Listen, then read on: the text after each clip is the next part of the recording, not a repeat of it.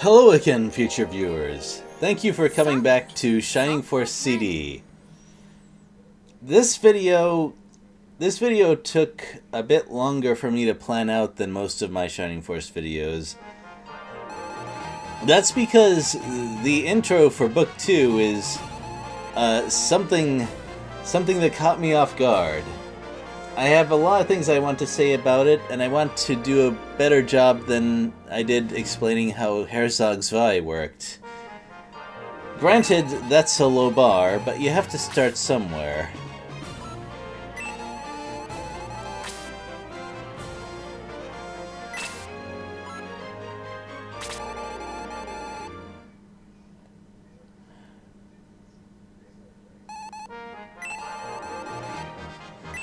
Well, let's go with the default hero name as we usually do. Or, I should say usually, right, I've done it exactly once, as I plan to usually do for the rest of these Shining Force games. That's an... Huh.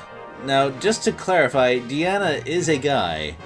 That is a slightly unusual name for a guy, but whatever. If that's his name, then that's his name. I'm not gonna say anything about that. Well, I'm not going to say anything else about that. Yeah, this game rather logically has a carryover function to it.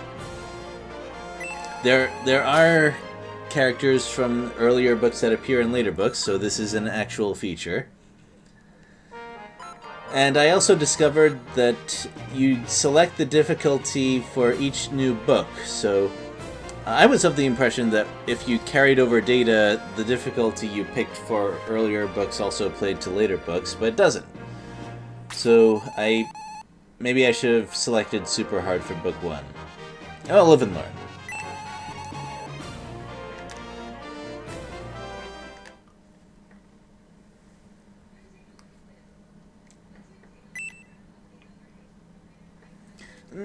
From a political standpoint, yes, but from a military standpoint, not so much.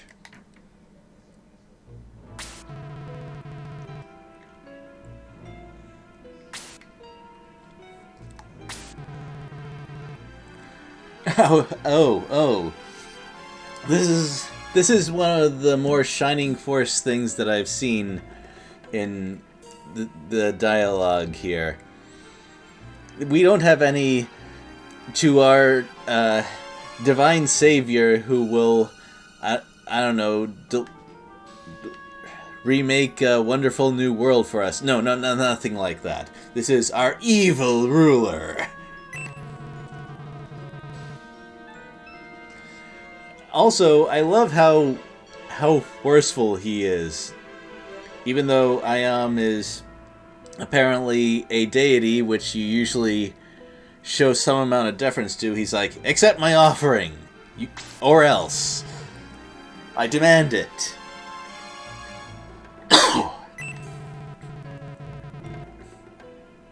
Oh, and we have one of the most oblivious kings that I've seen in Shining Force, and that is saying something, believe you me.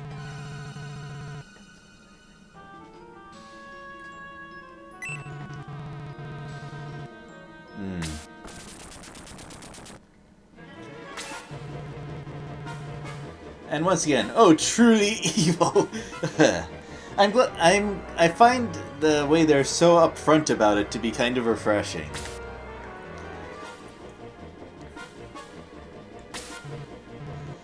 That being said, this whole ritual sacrifice thing is actually really dark.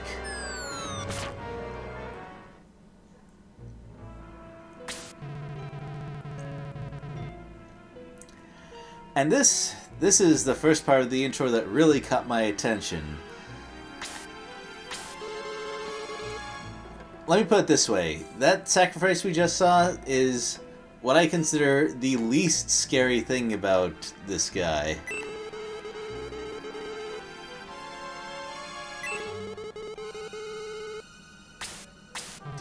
Because as this conversation develops, there are some things that I noticed.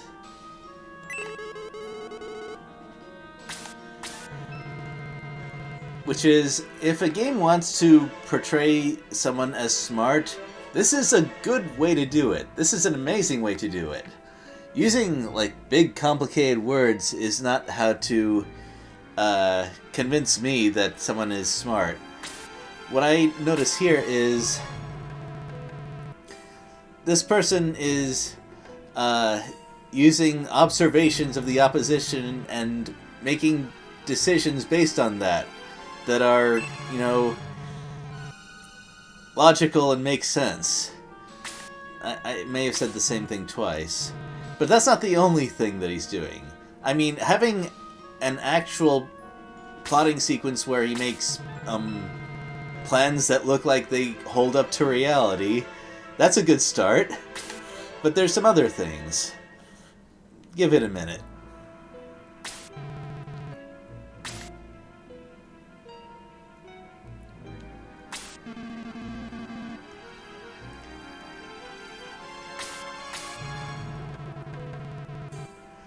So he's asking his subordinates for advice and taking them seriously.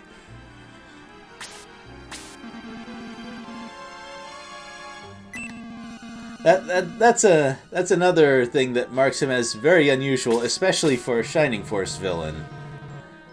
I mean, Waldall, what he had in his favor was that he was fairly pragmatic about saving his subordinates rather than needlessly killing them.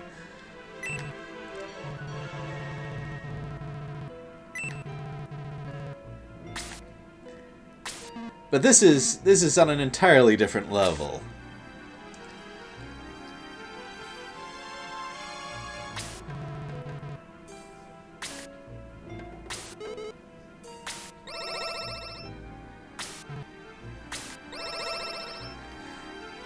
And in case all of that wasn't enough, we have him, assuming that what he's saying is genuine, actually looking after the emotional well-being of the people under him. That's... Seeing this combined with the Saturday morning cartoon villainy at the start of this sequence is... It's... This introduction is already many times more interesting than the start of the last game, where it's like, "Grr, I'm the bad guy. I know high-level bolt spells."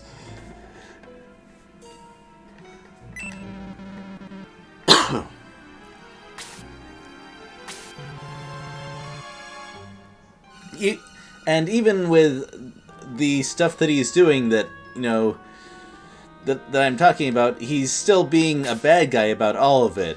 It's just beautiful. The first time I saw this, by the way, was the Game Gear version, and I wasn't thinking about any of this. I don't think I properly appreciated it.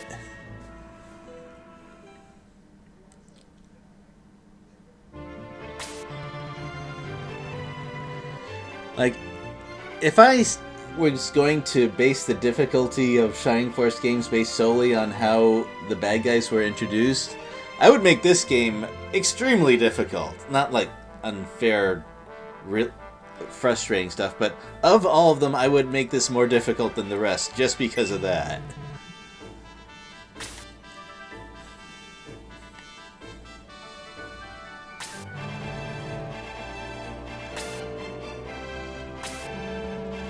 Wait, Nick is talking now? Nick learned to talk between Book 1 and 2? That is a major plot power-up, I'm not gonna lie.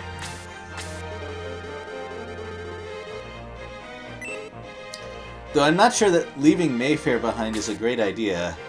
I relied on her a lot in the last book.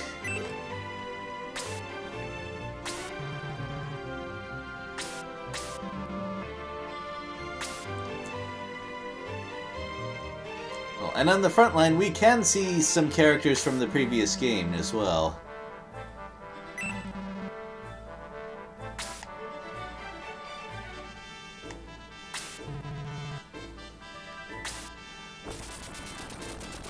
That being said, the sending our best and bravest fighters out to solve the problem thing, we saw that in Book 1 and it didn't work so well.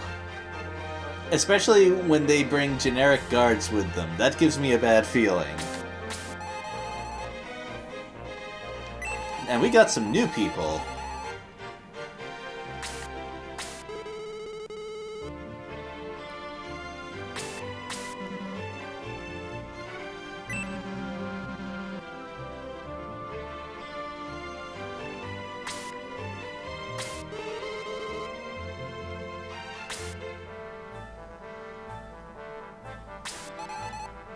By the way, this character, Natasha, carries a staff, wears white robes, so she's a priest character, right? A healer. No, she's an offensive mage.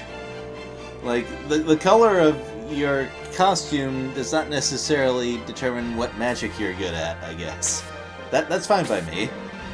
Also, speaking of costumes, Nick's portrait and character sprite look a lot more impressive than in Book 1. So, in fact, there's so many things that have been improved from Book 1 to Book 2, it's... Excuse me. I kinda wish... This is another thing that makes me wish they didn't make the,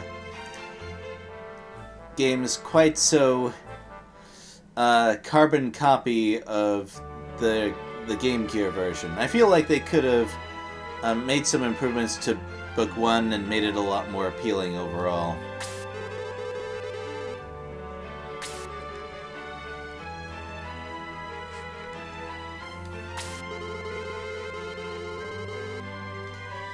I mean, they were pretty darn strong in Book 1, but the plot signals this game has been giving are not favorable.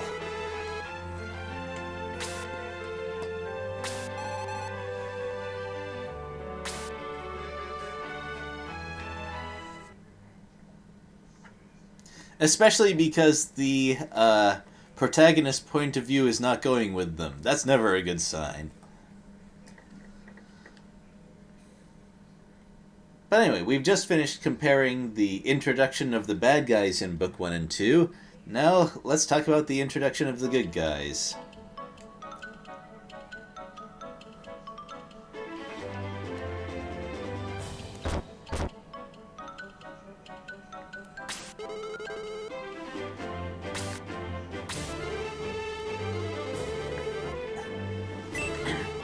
So we already have a lot more characterization of the characters than we got in Book 1. Like, Book 1 was, "Hi, I'm Hans version 2," or, "Hi, I'm... I don't know... Jeez, I'm Gong version 2." Instead, what we got is a few bits of actual showing some character for our characters.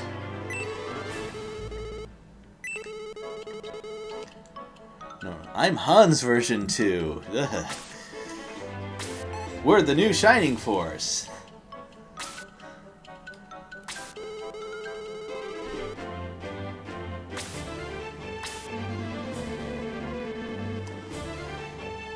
Now, whenever an anime character says something like this, we know that it is the exact opposite. He's playing that trope up pretty hard.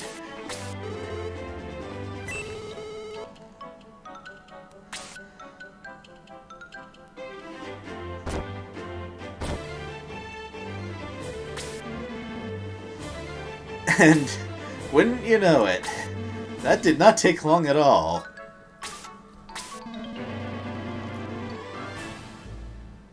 No, you shouldn't have. I've seen your starting stats. You should not go out there. Not like you are right now.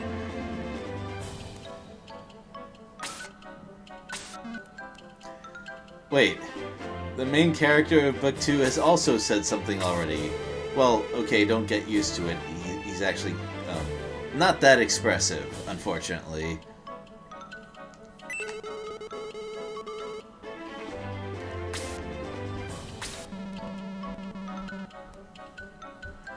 I mean, they talk about how they're shirking guard duty, but they're still basically at where their post is.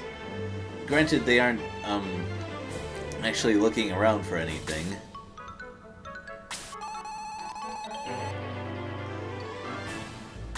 Oh well.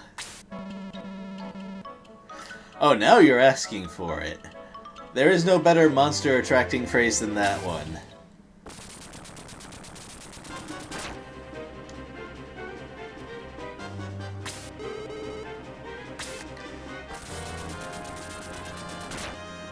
Now, I have some questions. Like, what are those walls made of? I don't see any siege engines here, and Shining Force has siege engines in it. We've seen a few of those, like the brass loaders. When I first saw this in the Game Gear version, I was thinking, are those walls made out of clay or something? That would explain it. Okay, we got a battle situation here. We got goblins, we have the thing that's one step above goblins, and we got this guy. But before we go into detail here, our starting gear is, well, starting gear. It seems very unlikely that we're gonna have this stuff taken away from us. So this is an actual first battle as opposed to the tutorial first battle that we got in Book 1. With that in mind, the game designers are putting a fair amount of faith in the player that they can handle stuff like this. Aside from being a fairly decent physical fighter, Blaze 1 is not easy to deal with in the very first battle.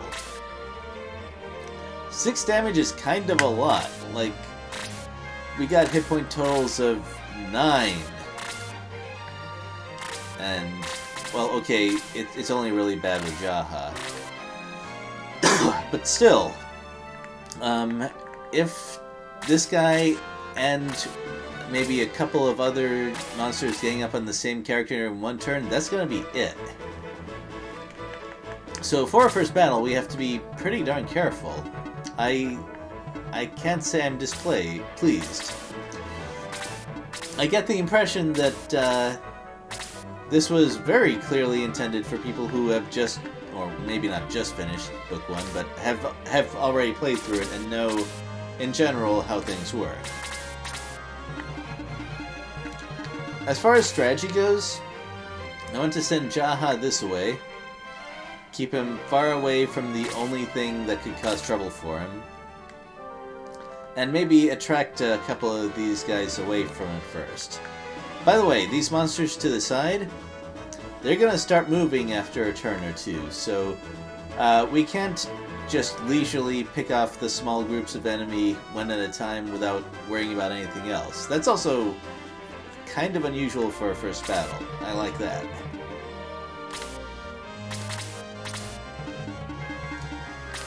Well, with that in mind, there is good reason for us to be pretty aggressive here.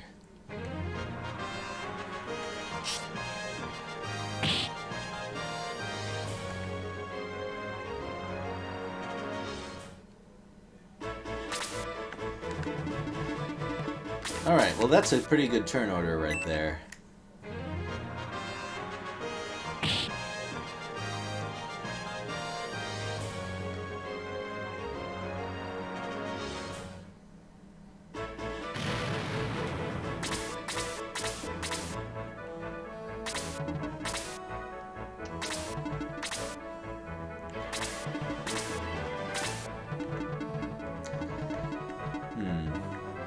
So let's check movement range. Alright, there you go. I guess once I get another turn, this would be a good time to talk about my own characters. Yes. Well, we've already had some signs that this game does not play around quite as much as Book 1.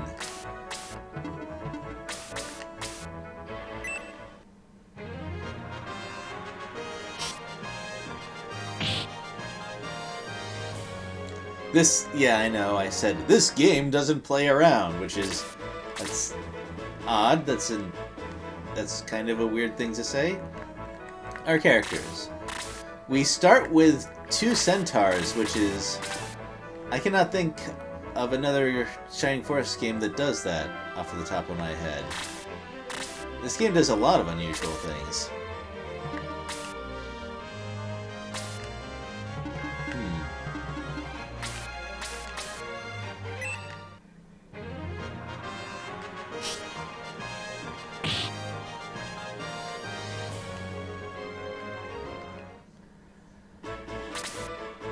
We have, Luke is the only healer that we have at the start. I'm gonna reserve judgment on him because I haven't seen a whole lot of his level ups. But something else I've noticed is that this game seems to work a bit harder to make the battle sprites match the portraits. Just wait until Jaha gets a turn. And speaking of character portraits and graphics, take a look at this guy. This is much more impressive than Nick was.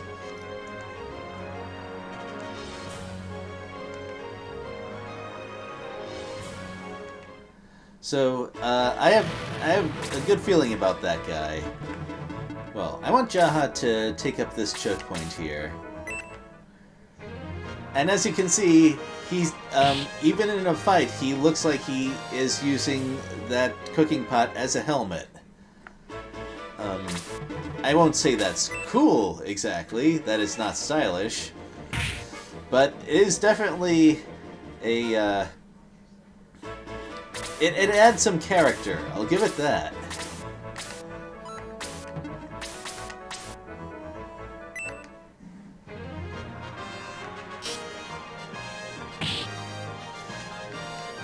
By the way, our monk starts with 3 healing herbs, which I have to give the I'm sorry, 2 healing herbs, but still. I have to give the game designers some credit. That is the sort of thing that I would have done if I had the ability to buy items before this battle started.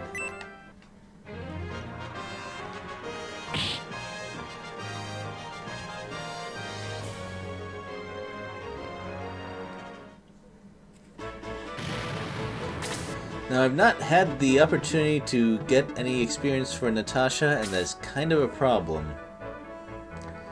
She's our fire mage, and as a Shining Force fire mage, she can eventually learn the attack up spell.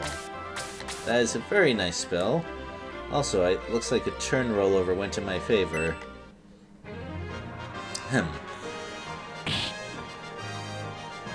The problem is that as a Shining Force CD mage, she doesn't learn her good spells until very late, so I'm not confident that she's going to reach that point.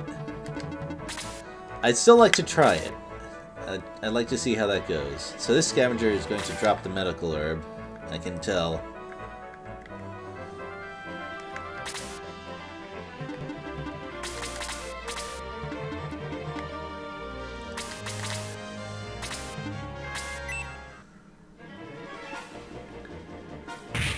Yeah, Jaha will have no trouble here whatsoever.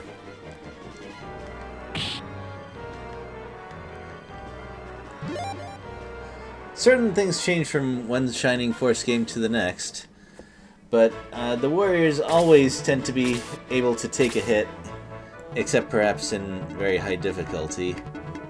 But even so, they can survive better than the others.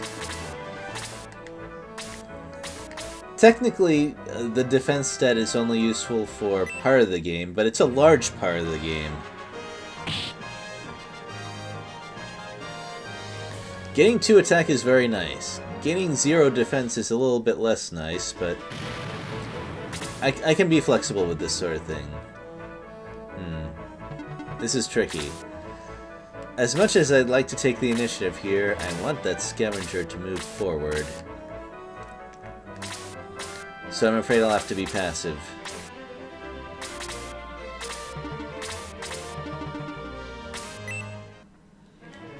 So the plan is to get rid of that scavenger quickly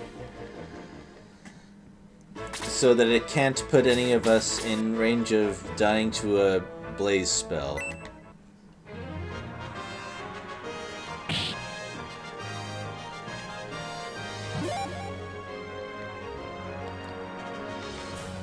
Okay, defense up by 2 is not necessarily the worst thing. I do like my hero characters alive.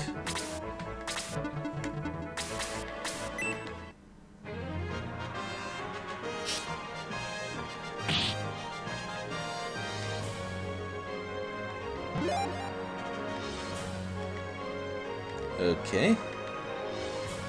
And same goes for Dawn. And once again, Natasha doesn't get to do anything. No, wait, that's not true at all. This is actually perfect for Natasha. Although I better... actually, that doesn't matter either.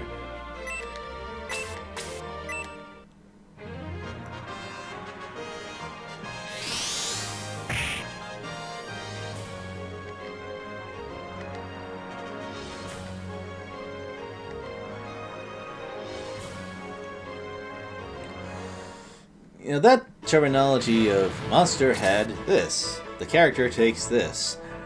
That seems to be straight from Fire Emblem. But Fire Emblem dropped it before Shining Force did, so Shining Force actually kind of stole it. I think that's pretty funny.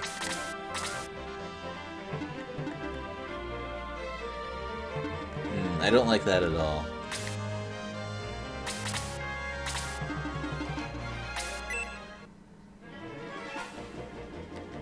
Oh, okay.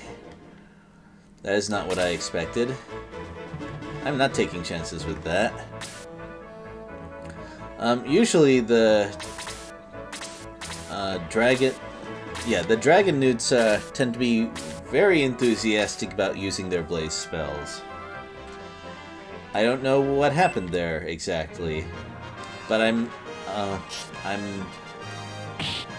guess I'll go with it.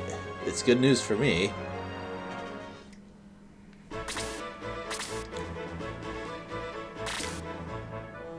So, it's not that... I didn't want an unlucky turn rollover to kill that guy. Like, if the dragon newt moved before I got a chance to kill it, oh boy.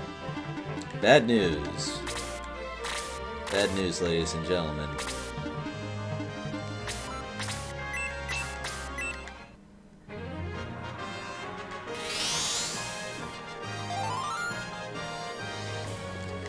Now, as far as distributing experience and these early characters, as far as I can tell, we aren't going to get a whole lot of new characters, not like, say, Shining Force 1. So any or all of the people in my party right now might be part of my final team, except possibly Luke. It depends on what happens if I gain him a level or two. But I suspect he's going to be replaced. Everyone else, they could very well stay with us for good. Which means I probably shouldn't neglect any of them experience-wise. Excuse me.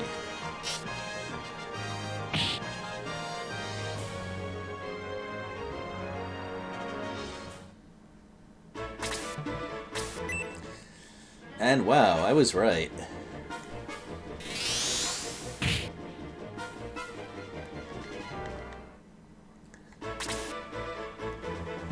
Well, if I move here, the goblin won't be able to follow up. Well, actually it will be follow-up, but it'll deal 1 damage, so it doesn't matter anyway. Trick is... it'd be better to have someone else do that. Eric would be able to do that. But is it safe to wait on Eric? That's the tricky thing. He just moved as well. And I'm not going to lose experience doing this, I think. So let's go with it.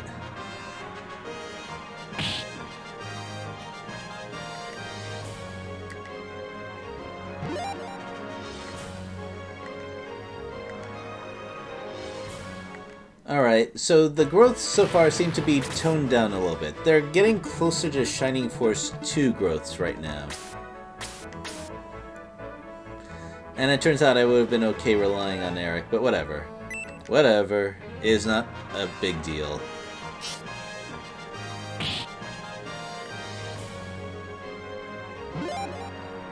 I mean, he gained a level anyway. I mean, I won't say no to good hit point growth. That is a centaur kind of thing, and it is a nice quality to have for the late game. I will give him that.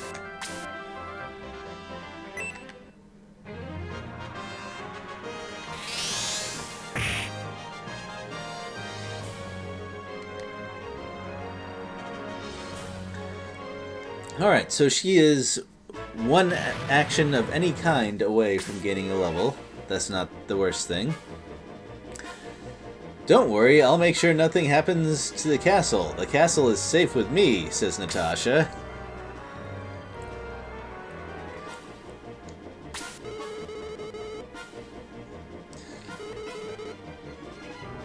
Well, that's a fairly bold thing to say, but she's not wrong.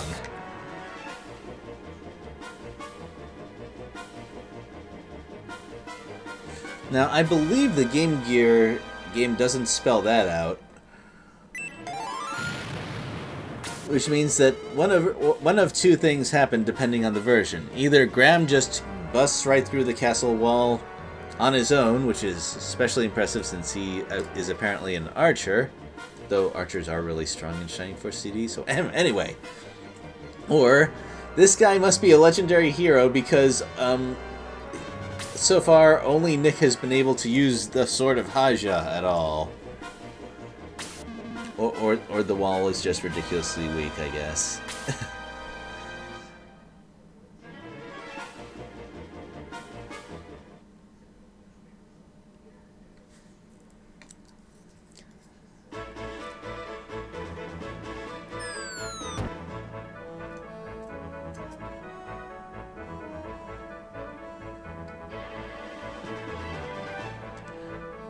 That is a fairly impressive cliff right there. Whoever decided to build the castle there actually had a pretty decent idea of where to put it.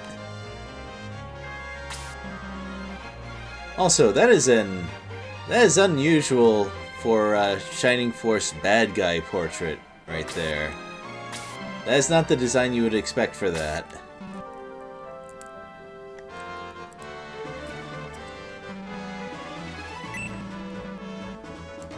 I think we're a little small to be called a battalion, if we're gonna be realistic about this. I know, realistic Shining Force. Whatever! Also, you idiot, you've been followed. Right, this did not look like a stealth mission.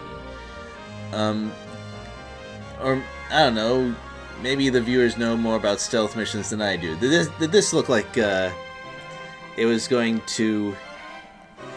It did look like they were not going to notice this.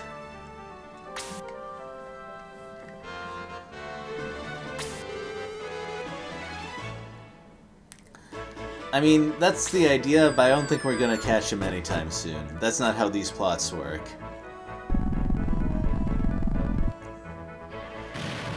Oh.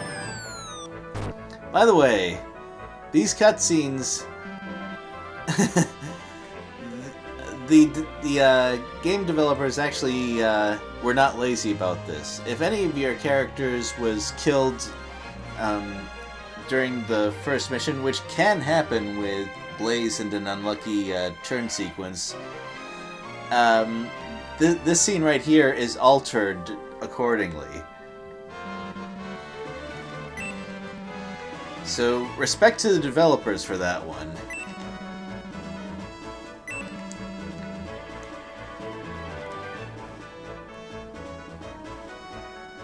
And that's it for now. I'm gonna... We've done the introduction and our first battle. That seems like plenty for now. And I didn't do a short version of... I didn't do a short video version of the first battle, but from now on, from Battle 2 onward, I'm gonna do that. So I guess that's it.